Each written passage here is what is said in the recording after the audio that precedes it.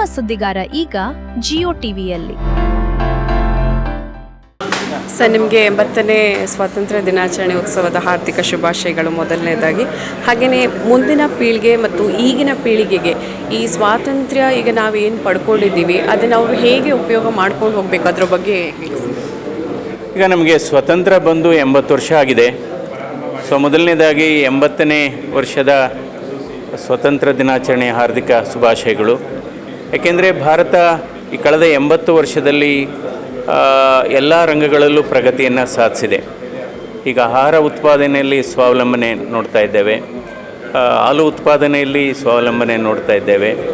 ಹೀಗಾಗಿ ಅಂದರೆ ಹಲವಾರು ಕ್ರಾಂತಿಗಳನ್ನು ಕೂಡ ನೋಡ್ಕೊಂಡ್ಬಂದಿದ್ದೀವಿ. ಒಂದು ಹಸಿರು ಕ್ರಾಂತಿ ಒಂದು ಕಡೆ, ಕೈಗಾರಿಕಾ ಕ್ರಾಂತಿ ಇನ್ನೊಂದು ಕಡೆ, ಮಿಲ್ಕ್ ರೆವಲ್ಯೂಷನ್ ಒಂದು ಕಡೆ ಆಗಿದೆ. ಈಗ ತಂತ್ರಜ್ಞಾನದ ರೆವಲ್ಯೂಷನ್ ಸ್ಟಾರ್ಟ್ ಆಗಿದೆ, ಗಣಕೀಕರಣದ ರೆವಲ್ಯೂಷನ್ ಕೂಡ ಆಗಿದೆ.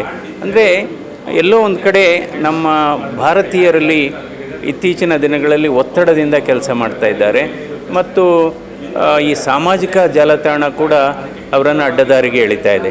ಸಾಮಾಜಿಕ ಜಾಲತಾಣ ಇವತ್ತು ಸಮಾಜವನ್ನು ಒಂದು ಅಡ್ಡದಾರಿಗೆ ಎಳಿತಾ ಇರುವಾಗ ನಾವು ಯುವಕರನ್ನು ಬಹಳ ಎಚ್ಚರಿಸಬೇಕು.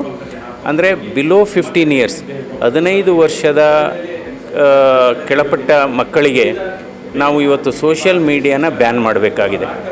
ಇದು ಫ್ರಾನ್ಸ್ ದೇಶದಲ್ಲಿ ಬ್ಯಾನ್ ಮಾಡಿದ್ದಾರೆ, ಆಸ್ಟ್ರೇಲಿಯಾದಲ್ಲಿ ಬ್ಯಾನ್ ಮಾಡಿದ್ದಾರೆ, ಅದೇ ರೀತಿ ನಮ್ಮ ರಾಜ್ಯದಲ್ಲೂ ಬ್ಯಾನ್ ಮಾಡಿದ್ದಾರೆ. ಅದು ಇದು ಪ್ರಾಕ್ಟೀಸಿಗೆ ಬರಬೇಕು. ಅದು ಇನ್ನೂ it should come into practice. Social media ban ಅದು ಅದರಲ್ಲಿ ವಾಟ್ಸಪ್ ಆಗ್ಬೋದು, ಇನ್ಸ್ಟಾಗ್ರಾಮ್ ಆಗ್ಬೋದು, ಟಿಕ್ಟಾಕ್, ಯೂಟ್ಯೂಬ್ ಆಗ್ಬೋದು, ಅದೆಲ್ಲ ಬ್ಯಾನ್ ಮಾಡಬೇಕಾಗುತ್ತೆ. ಇನ್ನೊಂದು ಅಂದರೆ ಏನಾಗಿದೆ, ಈ ಟೆಕ್ನಾಲಜಿ ಅಥವಾ ತಂತ್ರಜ್ಞಾನ ಬೆಳೀತಾ ಕೆಲವು ಬೇರೆ ಸಮಸ್ಯೆಗಳು ಉದ್ಭವ ಆಗ್ತಾಯಿದೆ. ಅಂದರೆ ಇವತ್ತು ಒಂದು ಅಧ್ಯಯನದ ಪ್ರಕಾರ ಈ ಟೀನೇಜರ್ಸಲ್ಲೇ ಸುಮಾರು 8% ಟೀನೇಜರ್ಸು ಇವತ್ತು ಡ್ರಗ್ ಅಡಿಕ್ಟ್ಸ್ ಆಗ್ತಾಯಿದ್ದಾರೆ. ಡ್ರಗ್ ಅಬ್ಯೂಸ್ ಅಂತ ಹೇಳ್ತೀವಲ್ಲ. ಸೊ ನಮ್ಮ ಗುರಿ ಅಂದರೆ ನಶಾ ಮುಕ್ತ ಭಾರತವನ್ನು ನೋಡಬೇಕು ನಾವು. ಯಾಕೆ ಈಗ ನಕ್ಸಲ್ ಮುಕ್ತ ಭಾರತವನ್ನು ನೋಡಿದ್ದೇವೆ ನಾವು. ಇವಾಗ ಕಳೆದ 1 ವರ್ಷದಿಂದ ಭಾರತದಲ್ಲಿ ನಕ್ಸಲಿಸಮನ್ನು ಸಂಪೂರ್ಣ ನಿರ್ನಾಮ ಮಾಡಿದ್ದಾರೆ. ಸೊ ಅದರಿಂದ ಭಾರತ ದೇಶದಲ್ಲಿ ಅಂದರೆ ಪರಿಸರವನ್ನು ಕೂಡ ನಾವು ಬೆಳೆಸಬೇಕಾಗಿದೆ. ಯಾಕೆಂದರೆ ಇವತ್ತು ವಾಯುಮಾಲಿನ್ಯ ಜಾಸ್ತಿ ಆಗ್ತಾಯಿದೆ. ಅದರಿಂದ ಇವತ್ತು ಹಲವಾರು ರೋಗಗಳು ಬರ್ತಾಯಿದೆ. ವಾಯುಮಾಲಿನ್ಯದಿಂದ ಹೃದ್ರೋಗ ಆಗ್ಬೋದು ಅಥವಾ ಶ್ವಾಸಕೋಶದ ಸಮಸ್ಯೆ ಆಗ್ಬೋದು, ಗರ್ಭಿಣಿಯರಿಗೆ ಕೂಡ ಸಮಸ್ಯೆ ಆಗುತ್ತೆ ವಾಯುಮಾಲಿನ್ಯದಿಂದ. ಅಂದರೆ ನೆಕ್ಸ್ಟು ನಾವು ಇಂಧನ ಉತ್ಪಾದನೆಯಲ್ಲಿ ಕೂಡ ಸ್ವಾವಲಂಬನೆ ಇಲ್ಲದೇ ಇದ್ದರೂ ಕೂಡ ಅಟ್ಲೀಸ್ಟು ನಾವು ಆಮದುವನ್ನು ಕಡಿಮೆ ಮಾಡತಕ್ಕಂಥ ಕೆಲಸವನ್ನು ಮಾಡಬೇಕಾಗುತ್ತೆ.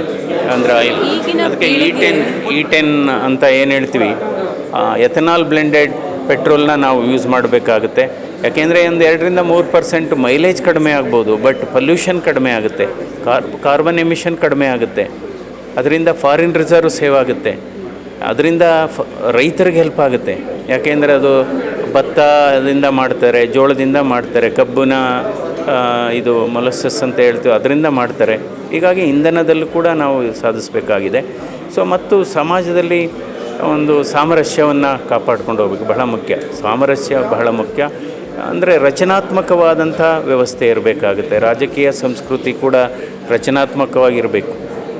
ಸರ್, ಈಗಿನ ಪೀಳಿಗೆ ಸಾಕಷ್ಟು ನೆಗೆಟಿವಿಟಿಗೆ ಒಳಗಾಗ್ತಾ ಇರುವಂಥದ್ದು. ಈಗ ಇತ್ತೀಚೆಗೆ ಒಂದು ತಿಂಗಳ ಹಿಂದೆ ಸಾಕಷ್ಟು ನಾವು ನೋಡ್ತಾ ಇದ್ದೀವಿ.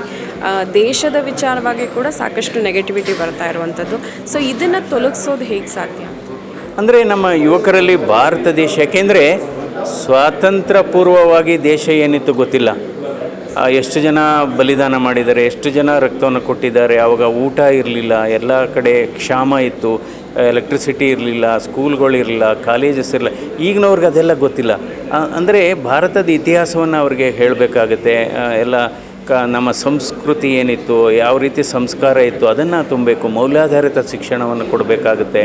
ಅಂದರೆ ದೇಶ ಪ್ರೇಮವನ್ನು ಹುಟ್ಟಾಕಬೇಕಾಗುತ್ತೆ. ದೇಶ ಮೊದಲು ಎನ್ನುವ ಸಂಕಲ್ಪವನ್ನು ಮಂದಟ್ಟು ಮಾಡ್ಕೋಬೇಕಾಗುತ್ತೆ. ಸುದ್ದಿಗಾರ ವಾಹಿನಿಯ ನೇರ ಪ್ರಸಾರವನ್ನ ವೀಕ್ಷಿಸಲು VI ಮೂವೀಸ್ ಅಂಡ್ TV ಆಪ್ನ ಡೌನ್ಲೋಡ್ ಮಾಡ್ಕೊಳ್ಳಿ. ನಂತರ ಸುದ್ದಿಗಾರ ಅಂತ ಸರ್ಚ್ ಮಾಡಿ.